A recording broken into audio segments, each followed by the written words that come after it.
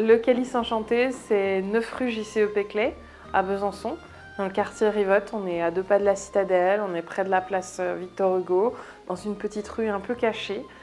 Et c'est ouvert du mardi au samedi, mardi et mercredi de 11h à 18h, et le jeudi, vendredi, samedi de 11h jusqu'à 22h, 23h. Ça dépend des soirées, ça dépend de la durée des soirées. Voilà. Tous les matins, nettoyer, préparer les légumes, préparer les viandes, voilà. Là, c'est un petit peu particulier, c'est qu'on essaie de faire des menus plus inspirés des plats végétariens. En fait, parler de végétarien au Moyen-Âge, c'est un non-sens complet, hein. Il n'y a pas de végétarien au Moyen-Âge. Pour autant, il y a plus de 200 jours par an où on ne consomme pas de viande. Ce sont ce qu'on appelle les jours maigres, en fait. Tout simplement parce qu'il est conseillé par la religion de ne pas manger de viande ces jours-là. Et puis en même temps, c'est d'une grande logique vis-à-vis de la société, puisque c'est les périodes où il faut économiser un peu sur les denrées et puis éviter de manger trop de viande aussi. Et donc, quand j'ai démarré le restaurant, j'ai fait essentiellement les plats de viande parce que c'est ce que les gens ont envie de découvrir en premier lieu. Et puis là, je me permets d'aller justement explorer un peu cette cuisine-là, que je trouve moi fascinante, passionnante, et qui a, je trouve, beaucoup d'intérêt. Et puis qui permet de faire découvrir ces légumes aussi, qui sont absolument fascinants et gustativement très intéressants. Et on perd le plaisir de manger les choses parce qu'on ne les mange pas au bon moment, en fait. Et moi, j'adore les escargots à Noël. Si je mangeais des escargots toute l'année, j'aurais aucune envie de manger des escargots à Noël. Mais parce que j'attends uniquement la période de Noël pour en manger, et bien là, ça retrouve du sens. C'est ça, on retrouve du sens, exactement. Transmettre une cuisine, c'est super, hein, faire une bonne cuisine et tout, c'est très bien. Mais si j'avais dû faire que ça, je pense que j'aurais pas fait un restaurant. Oui. Parce que ça m'aurait pas suffi. Ce que j'aime bien, c'est transmettre autre chose. Transmettre ce truc-là de rester connecté aux saisons, à la terre, à tout ça. Et c'est vrai que quand les gens me disent « Ah, il n'y a pas de salade », mais non, il n'y a pas de salade au plein cœur de l'hiver. Non, des salades, on n'en trouve pas. Alors, il y a quelques feuilles, quelque chose comme ça qu'on peut avoir dans l'hiver, mais on ne mange pas de salade au cœur de l'hiver. On mange des soupes l'hiver. Voilà, donc c'est des choses comme ça que les gens ont perdu l'habitude d'aller chercher comme ça les ingrédients qui sont liés aux saisons. Mais par contre, c'est très important pour moi d'avoir justement une démarche qui est liée à la terre. Voilà, c'est plus important pour moi d'avoir une démarche liée à la terre que de dire que je suis écolo. C'est la limite de l'exercice. Oui. C'est-à-dire qu'en fait, faire une cuisine historique à partir des recettes de l'époque et tout ça, c'est pas un souci. Par contre, si on doit le faire dans les conditions alimentaires de l'époque, ça veut dire qu'on est au feu de bois. Ça veut dire qu'en termes d'hygiène, on n'a pas les mêmes normes. Même si c'était pas des salles, hein. Contrairement à ce que beaucoup de gens imaginent, ils imaginent le Moyen-Âge extrêmement sale et compagnie. Je pense que le Moyen-Âge était plus propre que les périodes de Louis XIV. Et c'est prouvé par les historiens. Parce qu'au Moyen-Âge, les gens se lavaient, ils se lavaient les mains, on se lave les mains avant de manger. Il y a toutes sortes de choses comme ça, de gestes qui sont un peu... qui sont totalement normaux pour eux, qui ne sont plus du tout présents à l'époque de Louis XIV, puisqu'on ne se lave quasiment pas. On pratique ce qu'on appelle la toilette sèche. En gros, on s'essuie avec un linge sec. Donc c'est sûr que la notion d'hygiène n'est plus la même. Mais au Moyen-Âge, non, on est propre. Hein, on a vraiment... on se lave,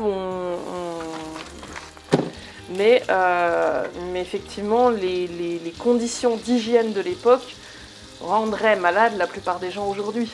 Oui. Comme quelqu'un qui va aller, par exemple, se baigner dans le Gange. Se baigner dans le Gange de nos jours, pour un Indien, La plupart du temps, ça passe parce qu'en fait, ils sont habitués à ces conditions d'hygiène-là. Un Européen qui va se baigner dans le Gange, il y a de fortes chances qu'il tombe malade. Ouais. Voilà. Donc, tout simplement parce qu'on n'est plus habitué à ces conditions d'hygiène et donc nos corps ne sont plus à même de résister. C'est une question de flore intestinale. C'est exactement ça, tout simplement, plein de paramètres. Voilà. Donc, évidemment, on a des choses comme ça. Et puis aller faire un feu de bois, cuisiner au feu de bois dans un local en plein centre-ville de Besançon, je pense que c'est à peine risqué.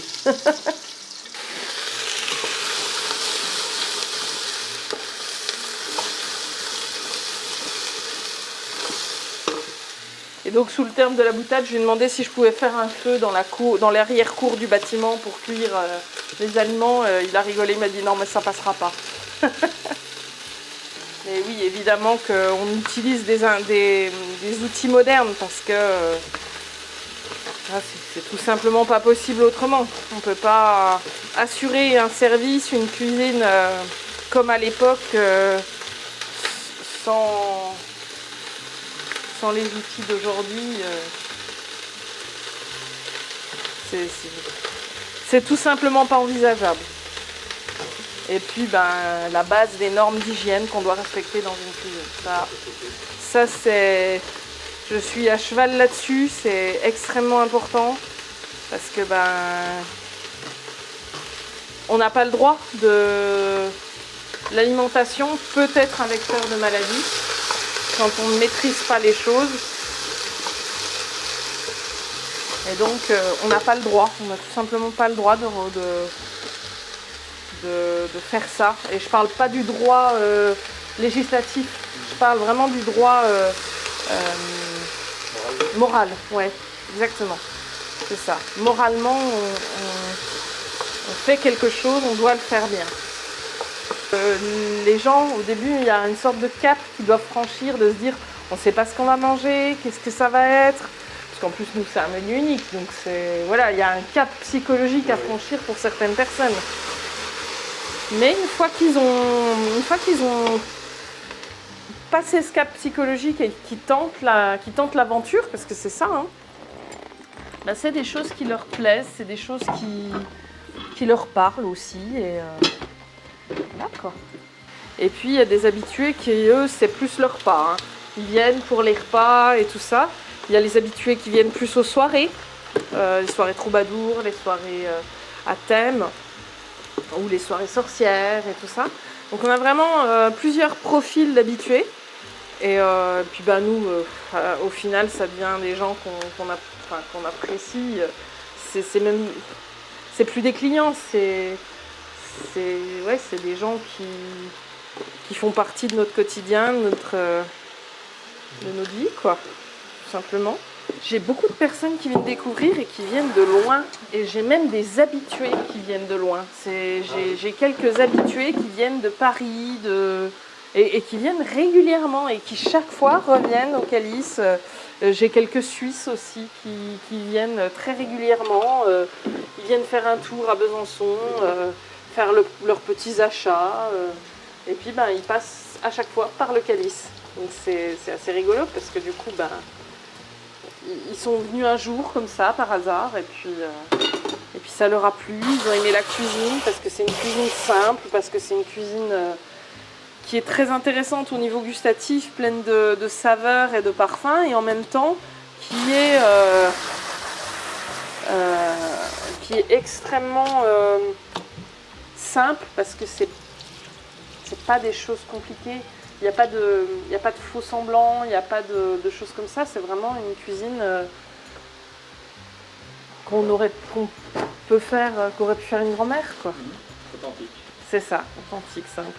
Plutôt équilibré dans le sens où au niveau des saveurs, on recherche toujours une sorte d'équilibre dans les saveurs.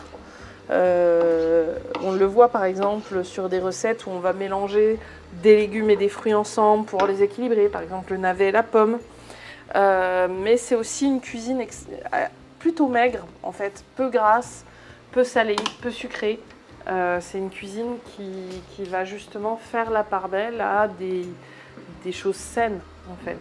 Et on va plutôt aromatiser les plats avec des épices, avec des choses comme ça, que de mettre des tonnes de sucre ou de sel. Voilà, c'est vraiment... c'est une cuisine saine, pour le coup.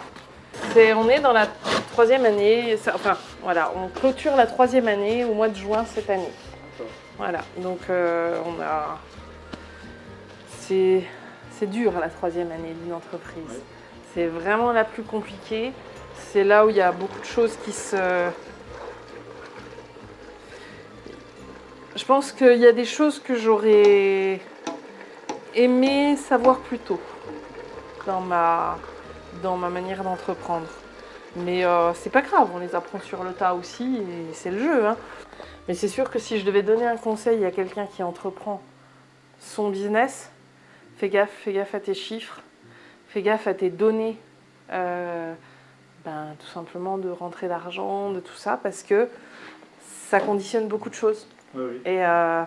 Et on se dit, mais non, mais ça va, c'est bon, je travaille, donc tout va bien. Ouais, mais on attend certaines choses de toi. Donc du coup, si tu veux que ça perdure, il faut que tu colles à ce qu'on attend de toi. Voilà, donc c'est vrai qu'il y a des choses comme ça, là, on doit redresser un peu la barre, parce que on était, trop généreux, surqualitatif par rapport à nos prix. Fournisseurs qui sont... C'est pas des fournisseurs, c'est des partenaires à ce stade. Hein. On est à un stade où, quand on travaille avec eux comme ça, Mais ma viande, elle vient de chez mon boucher. Je travaille avec lui vraiment au long cours. Hein. Il me dit, tiens, là, je reçois ça, est-ce que ça t'intéresse ? Tiens, j'ai reçu tel morceau de belle viande, est-ce que ça t'intéresse ? C'est parce qu'il me connaît, parce qu'il sait mes habitudes au niveau de la cuisine, qu'il peut me proposer des produits qui me correspondent. Oui. Tu vois, je peux pas... je pourrais pas travailler si j'avais pas des partenaires en cuisine qui me permettent de le faire. La cuisine, elle a une particularité, elle a une histoire, et au sens total du terme. Et donc, je peux pas dire à quelqu'un, vas-y, prends en main ma cuisine, c'est bon, tiens, voilà la recette. Non, parce que ça suffit pas. C'est pas suffisant. Il y a des choses comme ça que j'ai réfléchi, que j'ai pensé, et que je ne peux transmettre qu'en prenant le temps de le faire. C'est la BGE qui a été la première structure à m'accompagner, à m'aider à structurer mon projet, qui m'a aidé aussi à tout simplement en parler. Parce que quand au début on arrive, puis on a une idée, puis il faut aller en parler, on est comme ça. Bon, alors je vais faire ça. Et puis après, au bout d'un moment, à force d'en parler, de le dire, c'est tout bête, hein, mais c'est des structures qui sont essentielles parce qu'on ne peut pas porter un projet sans ce genre de choses en fait. Oui. Et ouais, ça a été moteur et déclencheur de beaucoup de choses. Voilà. C'est Anaïs David qui a été ma conseillère et qui reste pour moi quelqu'un de... Ouais, c'est un peu... comment on pourrait dire ? C'est un peu ma marraine à bonne fée, quoi. Oui. Ouais, il y a un petit côté comme ça, c'est qu'elle m'a aidé à porter mon projet. Elle a su en fait me poser les bonnes questions et me faire me poser les bonnes questions. Voilà. Et du coup, c'est vrai que sans ça, je pense que j'aurais probablement pas abouti à la création d'entreprise. Vraiment, c'est quelque chose qui m'a beaucoup aidé. Après, il y a d'autres structures qui sont intervenues plus tard, Oui. comme France Active, comme Initiative Doux Territoire de Belfort, Oui. qui sont venues plus tard en soutien à d'autres stades de la création. Mais c'est vrai qu'au début, c'est BGE qui m'a porté, qui m'a aidé à... C'est vraiment ça, m'aider à me poser les bonnes questions.